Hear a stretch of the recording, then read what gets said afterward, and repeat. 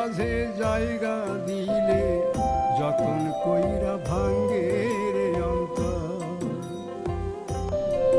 মানে বড়ই স্বার্থপর রে, বড়ই স্বার্থপর। বুকের মাঝে জায়গা দিলে যতন কইরা ভাঙ্গে রে অন্তর।